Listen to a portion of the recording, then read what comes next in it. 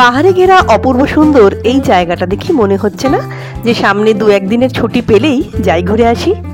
আর একসাথে যদি হয় বাজেটের মধ্যে থাকা খাওয়া, তাহলে তো আর কথাই নেই। অনন্যার সাথে ইউটিউব চ্যানেলে আপনাদের সবাইকে স্বাগত জানাই। আমি অনন্যা চলে এসেছি আবারও একটা সুন্দর নতুন ভিডিও নিয়ে, আর একটা সুন্দর উইকেন্ড ডেস্টিনেশনের ভিডিও নিয়ে। আজকে চলে এসেছি একদম পাহাড়ের কোলে, প্রকৃতির বুকে, সুন্দরভাবে চারিদিকে গাছ দিয়ে ফুল দিয়ে সাজানো, যেখানে একটা ছুটির দিন একটা হোক বা দুটো হোক অনায়াসে ভীষণ ভালো কাটবে বলতে পারি। আর তাছাড়াও এখান থেকে সাইট সিন হিসাবে কিন্তু প্রচুর জিনিস দেখে নেওয়ার আছে, সব কিছু শেয়ার করব। খরচ, বুকিং নাম্বার, কিভাবে আসবেন, ভিডিওটা দেখতে থাকুন। গাড়ি নিয়ে আমরা পৌঁছে গেছি আমাদের এবারে 2 দিনের ছুটি কাটানোর গন্তব্য মুরুদবাহা ইকো রিসর্টে। গাড়ি যতই রিসর্টের মধ্যে ঢুকছে, এই পাহাড়ের কোলে সুন্দরভাবে সাজানো রিসর্টটার পরিবেশটা দেখে পথের ক্লান্তিটা যেন অনেকটাই কম লাগছে। আমার পিছনেই হচ্ছে শুশুনিয়া পাহাড়, আর এই শুশুনিয়া পাহাড়ের কোলেই হচ্ছে এই মুরুদবাহা ইকো রিসর্ট। আমরা এই মুরুদবাহা ইকো রিসর্টে চেক ইন করলাম। কলকাতা থেকে গাড়িতে আমাদের আসতে 5 ঘন্টা মতো সময় লাগলো। মাঝখানে অবশ্য আমরা দুর্গাপুরে একটা ছোট্ট ব্রেক নিয়েছিলাম ব্রেকফাস্টের জন্য। ওই হচ্ছে আমাদের এবারের রুম, সুপার ডিলাক্স রুম। আর এই রুমের সামনেই কিন্তু গাড়ি পার্কিংয়ের ব্যবস্থা আছে, আমার গাড়িও দাঁড়িয়ে আছে। আর এর আশেপাশে যে রুমে যে গাড়িগুলো এসেছিলো সেগুলোও কিন্তু একদম রুমের সামনেই দাঁড়ানোর ব্যবস্থা আছে। অনেকটা বড় জায়গা, ড্রাইভার আসলেও কিন্তু তাদের থাকার ব্যবস্থা আছে। এই হচ্ছে আমাদের রুম, একটা কটেজ মতো। চলুন যাওয়া যাক।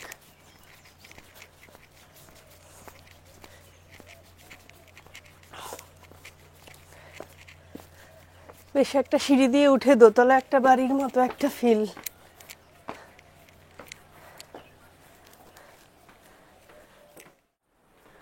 চলুন আমাদের ঘরটাও আপনাদের এবার ঘুরিয়ে দেখাই। প্রথমেই ঢুকে এখানে একটা জায়গা আছে, এখানে এই জুতো সেলফ মতো রাখা। আর এবার এই ঢুকে হচ্ছে ঘরটা। এটা একটা ডাবল বেডরুম অবশ্যই। আর এখানে রয়েছে একটা কিং সাইজ বেড। ঘরটা যথেষ্ট বড়, সুন্দরভাবে ডেকোরেশনটাও সুন্দর, ওয়ালপেপারটা কি সুন্দর। এই দরজা, হ্যাঁ ওয়াল এসি রয়েছে, টিভি তো রয়েইছে, তার সাথে পাখা, 2টো পাখা, বসার জায়গা, একটা বড় আলমারি, সব দিয়ে সুন্দরভাবে সাজানো রয়েছে এই ঘরটা। আর এই দরজার পাশে এই যে একটা ফলস ঘাস দিয়ে যে একটা ডেকোরেশন করা আছে, সেটাও বেশ সুন্দর। আর এইটা হচ্ছে ওয়াশরুম। ওয়াশরুমে তো মেনলি যেটা দেখি আমরা সাধারণত শীতকালে গিজার আর কমোড, বেসিন, যথেষ্ট বড় একটা ঠিকঠাক একদম সুন্দর ওয়াশরুমও রয়েছে ঘরের সাথে অ্যাটাচ। রিসর্টে একটু ফ্রেশ হয়েই আমরা বেরিয়ে পড়লাম মুকুটমণিপুরের উদ্দেশ্যে। আর মুকুটমণিপুরের যাওয়ার পথের দুপাশটা ছিল এরকম আগুন রাঙা পলাশ দিয়ে ঢাকা। মুকুটমণিপুর পৌঁছাতে আমাদের 2 ঘন্টা মতো সময় লাগলো। চলে এসেছি আমরা মুকুটমণিপুরে, কংসাবতী ড্যামে, একদম নদীর ধারে।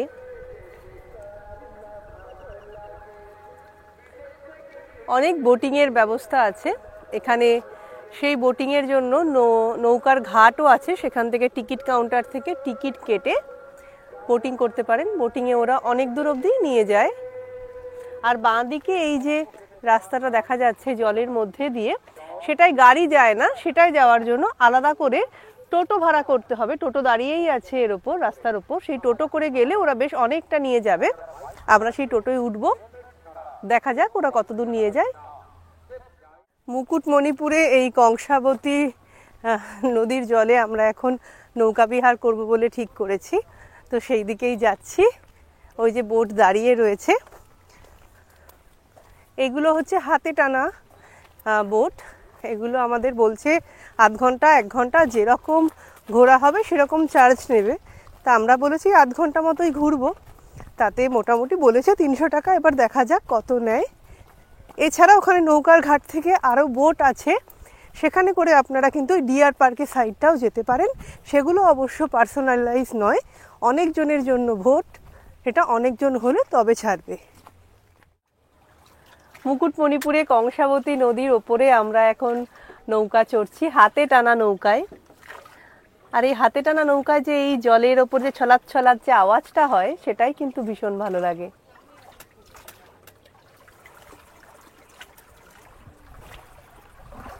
মাঝির লাগে আছে সকল রাত্রি বেলা ঢেউগুলো যে আমায় করে কেমন খেলা।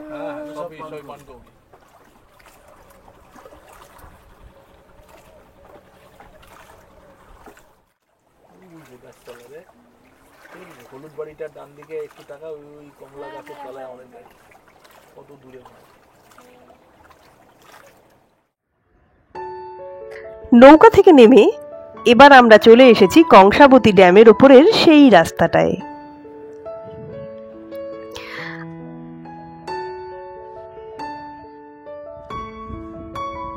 আমরা মুকুটমণিপুরের দিকটায় এসেছি, আপনারা চাইলে কিন্তু বরন্তী ও গড় পঞ্চকোটের দিকটাও যেতে পারেন। বরন্তী সূর্যাস্ত তো অপূর্ব সুন্দর, আর গড় পঞ্চকোটের প্রাচীন মন্দির, গড়ের ধ্বংসাবশেষ, সবুজ প্রকৃতির মধ্যে বেশ খানিকক্ষণ সময় কাটাতে কিন্তু ভালো লাগবে। আর মুরুদবাহা রিসর্ট থেকে বরন্তী সময় লাগবে মাত্র 1 ঘন্টা।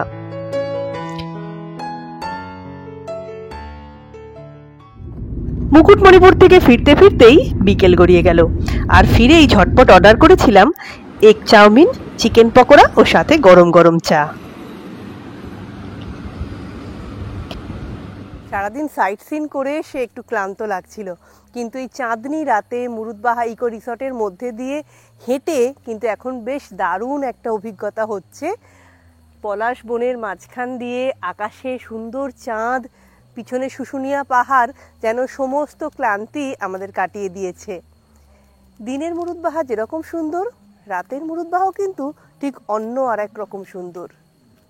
আমাদের ডিনার রেডি হয়ে গেছে, ওরা জানালো, তো সেই ডিনারটা এবার করে নেব। একটুখানি পুরো মুরুদবাহাকে রাতের আলো 1 চক্কর দিয়ে দিলাম, এবার ডিনার করে নেব, তারপর কাল সকালে আবার নতুন প্ল্যান। আমাদের ডিনার চলে এসেছে। ডিনারে আমরা ভাতই নিয়েছি, দিয়ে ভাতের সাথে আমরা অর্ডার দিয়েছি ডাল, আলু ভাজা, একটা মিক্স ভেজ ওরা দিয়েছে, আর তার সাথে চিকেন কারি। তাহলে যে এখানে কিন্তু রুটি, চাইনিজ যে কোনো কিছুই আপনারা খেতে পারেন, যা খেতে চাইবেন তাই এরা বানিয়ে দেবে।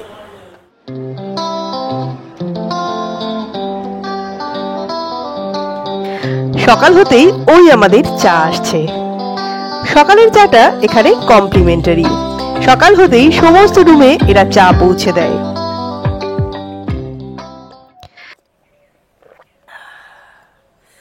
চাটা কিন্তু বেশ ভালো, মানে ওই একটা হয় না যে ধরা ধরা দুধ পোড়া টাইপের একটা চা, সেই রকম চা। চা যদিও ওরা ঘরে দিল, কিন্তু আমি চাটা নিয়ে চলে এসেছি এই বারান্দাটায়, কারণ সকাল সকাল এই বারান্দায় দাঁড়িয়ে চা খাওয়া, সাথে পাখির ডাক, চারিদিকে এত গাছ, তার মধ্যে অবশ্যই পলাশ, পিছনে শুশুনিয়া পাহাড়, সব মিলিয়ে সকালটা সুন্দর। রিসর্টটায় চারিদিকে হরেক রকম ফুল ফুটে আছে। সারা বছরই নাকি এরকম কোনো না কোনো ফুল ফুটতেই থাকে, আর সুন্দরভাবে সাজানো থাকে সব সময় এই রিসর্টটা। বেড়ানোর সাথে সাথে যে রিসর্টে থাকবো সেটাও যদি একটু সুন্দর হয়, বেড়ানোটা যেন আরো ভালো হয়। আমরা যারা দূর থেকে যাচ্ছি তারা যেমন এই রিসর্টটায় থাকছি, যারা স্থানীয় তারা কিন্তু এই মুরুদবাহা ইকো পার্ককে একটা পার্ক হিসাবেই এখানে ঘুরতে আসছে।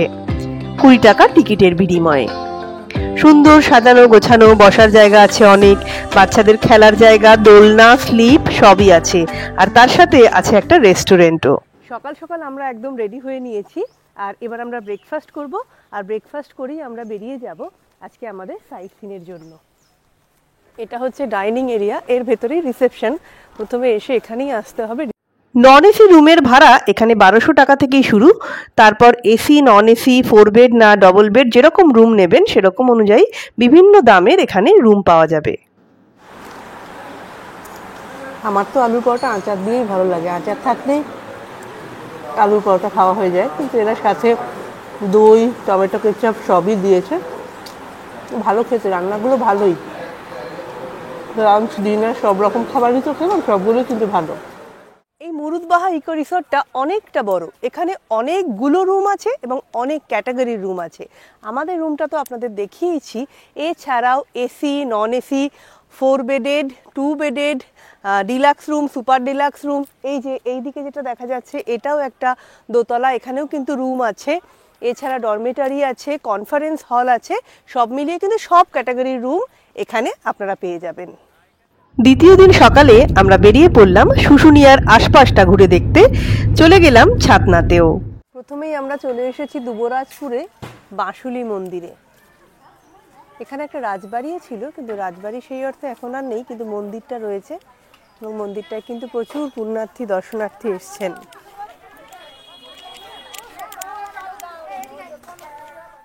বাঁশুলি মায়ের মন্দিরের সামনে এখন দাঁড়িয়ে আছে। জাগ্রত এই মন্দিরে প্রচুর মানে ভক্তর ভিড় হয়েছে। প্রতিদিনই এখানে নিত্য পুজো হয়, আর বিশেষ পুজো হয় দুর্গাপুজোর নবমীর দিন। আর জ্যৈষ্ঠ মাসের 11 তারিখ এইখানেই বসে হচ্ছে গাজনের মেলা। আর নবমীর দিন, দুর্গাপুজোর নবমীর দিন পিছনেই রাজবাড়ি আছে, সেই রাজবাড়ির পক্ষ থেকে সবাইকে মাছ ভাত খাওয়ানো হয়।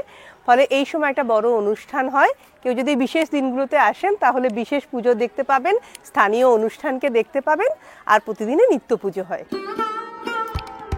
বাঁশুলি মায়ের আদি মন্দিরটি ছাতনাতে। পরবর্তীতে দুবরাজপুরের রানীমা রাজবাড়ি সংলগ্ন এই মন্দিরটা প্রতিষ্ঠা করেন। এখনো এখানে বলি হয় দুর্গাপুজোর সময় ও মানসিক থাকলে। শনি মঙ্গলবারে ভক্তের বেশি ভিড় হয়। প্রতিদিন অন্নভোগ দেওয়া হয় মাকে, আর দুপুরে ভোগ নিবেদনের পরই মন্দির বন্ধ হয়ে যায়।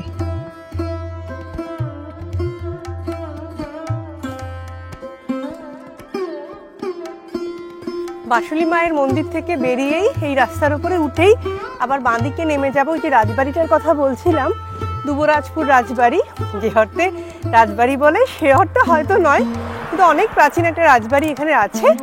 চলুন দেখি।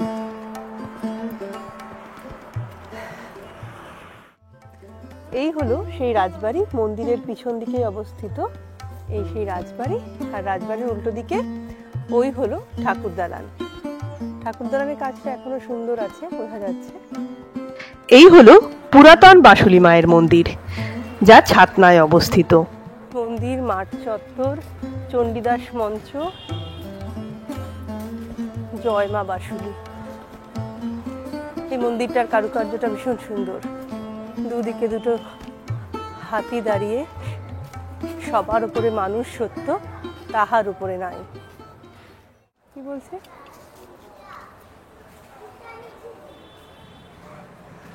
পুরো দুর্গা ঠাকুরের একটি চালচিত্র খোদিত করা রয়েছে মন্দিরের গায়ে। 1390 সাল লেখা রয়েছে, তাহলে 1390 সালেই মনে হয় এই মন্দিরটি নতুনভাবে প্রতিষ্ঠা করা হয়েছে। 12টার পরে মন্দির বন্ধ হয়ে যায়, আর বিকেলবেলা খোলে না। স্বপ্নাদেশের পুজো, আরতি হয় না। আচ্ছা আচ্ছা। মন্দিরের পিছনেই এই পবিত্র পুকুরটা। এই পুকুরেই মায়ের আবির্ভাব হয়েছিল। স্বপ্নাদেশে শুরু হয়েছিল তখন থেকেই পুজো। শুনেছিলাম ছাতনার প্যারা বিখ্যাত, সেই প্যারার সন্ধানেই চলে এলাম এই মিষ্টির দোকানটায়। এটা হলো ছাতনার বিখ্যাত প্যারা, আর এইটা হলো মন্ডা। প্যারাটা দেখতে আমাদের কলকাতা সন্দেশের মতো হলেও খেতে কিন্তু একটু অন্যরকম, বেশ ভালোই খেতে। এটা 10 টাকা পিস আর এটা 6 টাকা পিস। ঠিক আছে, আমাকে এই প্যারা দাও 5টা আর এই মন্ডা দাও 5টা। না, মন্ডা মিঠাই কিনে আদিবাসী গ্রামের মধ্য দিয়ে পৌঁছে গেলাম শিল্পীদের গ্রামে।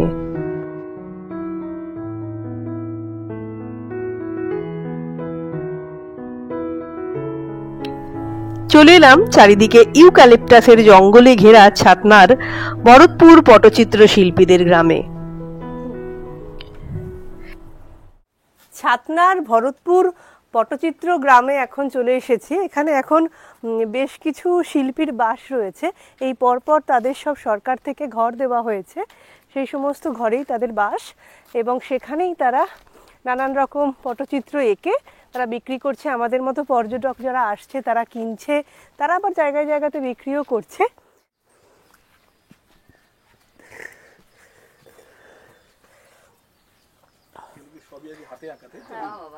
দেখি দাও, এই হরিণ শিকারটা দেখি, দাও দেখি, হরিণ শিকার করে নিয়ে যাচ্ছে, এটা দেখি, এটা দেখি। কিসের উপর আঁকা এগুলো? এটা কাপড়ের উপর, সিম পাতার রং, পাথরের রং, বানানা। কাপড়ের উপর এঁকেছো? কি কাপড়ের উপর এঁকেছো? ক্যানভাস। ক্যানভাস। কি রং দিয়ে এঁকেছো গো? ওটা টেস্টফুল। হ্যাঁ, টেস্টফুল ফুটছে নাই? ও ফুলের রং দিয়ে। আচ্ছা আচ্ছা, পাথর রং, সিম পাতার রং। আচ্ছা, এগুলো কি আগে কি তোমরা ইয়ে করে নাও, কেটে নাও নাকি? সেই রংগুলো সেচে পর রংটা তৈরি করা হয়। এটা নাচ গান আদিবাসী বাংলা নাচ গানা। সিদ। এটা কি এঁকেছো? যার যেমন পাপ তার তেমন শাস্তি। যার যেমন পাপ তার তেমন শাস্তি। ও, সত্যিকারে হলে তো ভালো হতো। স্বর্গে যাচ্ছে নরকে যাচ্ছে নাকি? 300 টাকার বিনিময়ে ওই হরিণ শিকারের ছবিটা আমি কিনলাম। দামটা হয়তো একটু বেশি, সেটা না ভেবেই কিনলাম, খানিকটা এদের আর্থিক সাহায্য করব বলেই। সরকার থেকে ঘর দিলেও এখানে জল, খাদ্য, লাইট, অর্থ সবকিছুর অভাবেই অত্যন্ত কষ্টে দিন কাটাচ্ছে বর্তমানে এই শিল্পীরা। আজকে আমাদের একদম বাঁকুড়া স্পেশাল লাঞ্চ। আলু পোস্ত, তার সাথে রয়েছে পোস্ত বড়া, এছাড়া ডাল, ঝুরি ঝুরি আলু ভাজা, একটা মিক্স সবজি, আর আমরা ডিম নিয়েছিলাম। একদম জমজমাট বাঁকুড়া স্পেশাল সমস্ত আইটেম। আর বাঁকুড়ার মুড়ি খাওয়াটা এখনও বাকি। কোনোদিন ব্রেকফাস্টে বা বিকেলে দেখি মুড়ি চপটা খেলে বাঁকুড়ার খাবারগুলো সবই ট্রাই করা হয়ে যাবে। লাঞ্চ করে খানিক বিশ্রাম নিয়েই আবার বেরিয়ে পড়লাম শিউলিবোনা। আদিবাসী গ্রাম শিউলিবোনা ঘুরে পরন্ত বিকেলে চললাম গাংদুয়া।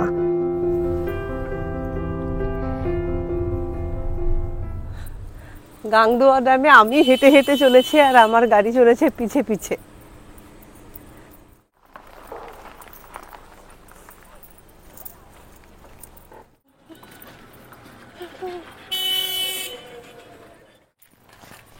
আমরা এখন গাংদুয়া ড্যামে পৌঁছে গেছি সূর্যাস্তের ঠিক আগের মুহূর্তে। আর ওই জলের উপরে সূর্যের আভা পড়ছে সূর্যাস্তের আগে।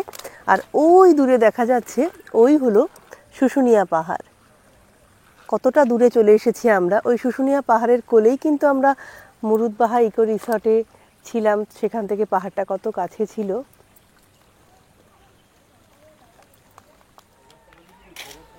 গাংদুয়া ড্যামের এইগুলো হচ্ছে লক গেট। যখন জল ছাড়া হয় তখন এখান দিয়েই জল ছাড়া হয়, আর জল এই নিচে এইখান দিয়ে জল একদম বয়ে যায়। আর এই হলো শালী নদী।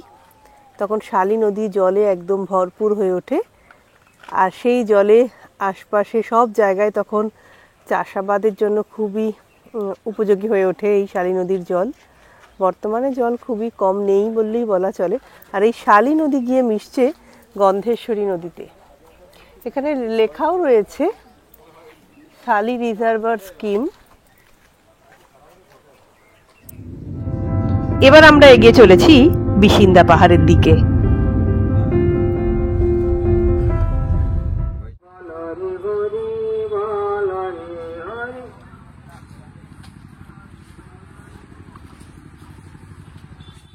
বিসিন্দা পাহাড়ে এখন আমরা উঠছি এই সিঁড়ি দিয়ে, আর নিচে দোলের মেলা চলছে, আর দুপাশে গাছের মাঝখান দিয়ে পাকা সিঁড়ি করা আছে। সিঁড়িগুলো খুব একটা উঁচু না।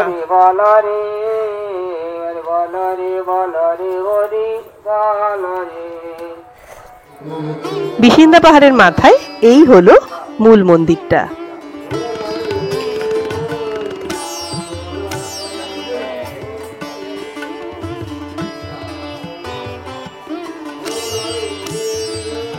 পাহাড়ের মাথায় মেলার জন্য মাটির পুতুলের মাধ্যমে পৌরাণিক কাহিনীকে ফুটিয়ে তোলা হয়েছে সুন্দরভাবে।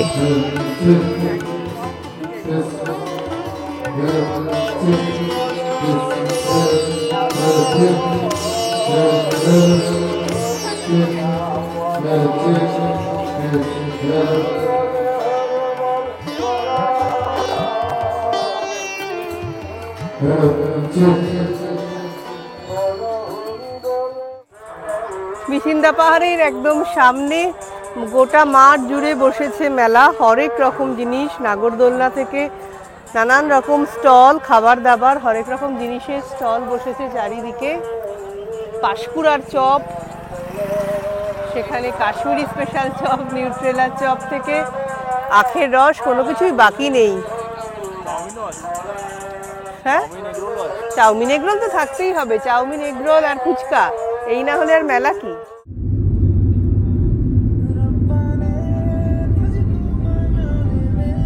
এসেছে আমাদের বাঁকুড়া স্পেশাল মুড়ি, তার সাথে গরম গরম আলুর চপ। আমরা এই সাইট সিন করে ফিরলাম আর তারপরেই চলে এলো চপ আর মুড়ি। তার সাথে অবশ্য এরা দেখছি এখানে পেঁয়াজ লঙ্কা কুচিটাও দিয়েছে, মানে সুন্দরভাবেই বেশ মুড়ি মেখে চপ দিয়ে খাওয়ার জন্য একদম পুরো উপকরণ রেডি করে দিয়েছে। তারপর খাবো গরম গরম চা, সন্ধেবেলা একদম পারফেক্ট।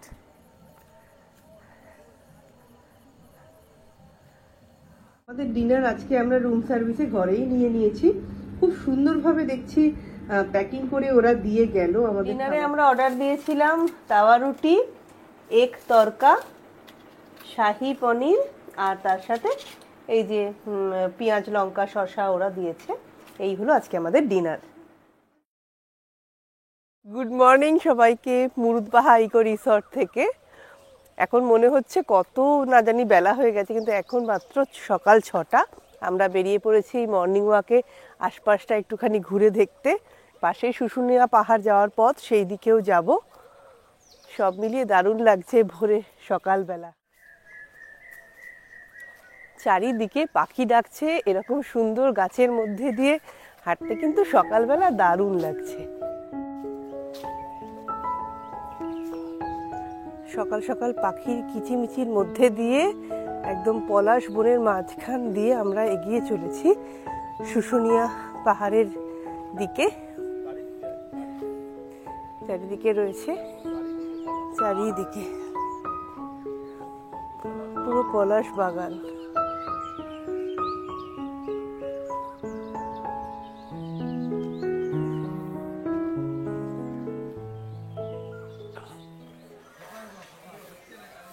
শুশুনিয়া পাহাড়ের এখান দিয়েই শুরু হচ্ছে একদম ট্রেকের পথটা। এখান দিয়েই পাহাড়ি উঁচু পথে হ্যাঁ উঠছেও, ওখান থেকে শুশুনিয়া পাহাড়ের মাথায় ওটা রাস্তা। আর এখানে রয়েছে মন্দির, একটা বট গাছতলা, আর রয়েছে অসংখ্য দোকানপাট।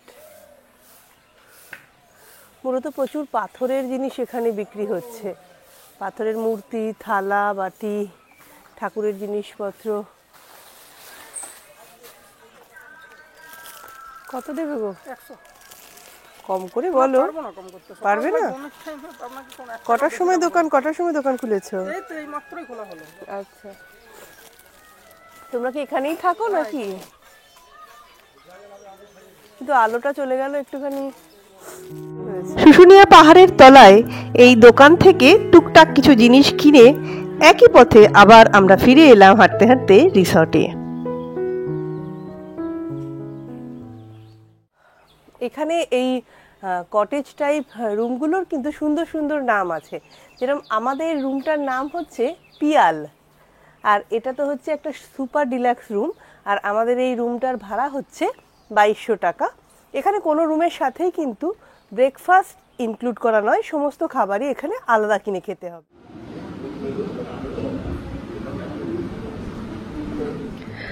গাড়িতে আসলে দুর্গাপুর হয়ে বাঁকুড়া হয়ে চলে আসতে পারেন এখানে, আর সরকারি বা বেসরকারি বাসে করে বাঁকুড়া টাউনে নেমেও কিন্তু চলে আসতে পারেন এই রিসর্টে। আর যদি ট্রেনে করে আসতে চান তাহলে ছাতনা বা আদ্রা স্টেশনে নেমে আসতে হবে। এর মধ্যে ছাতনাই কাছে হবে, ছাতনা রেল স্টেশন থেকে এর দূরত্ব মাত্র 15 মিনিট।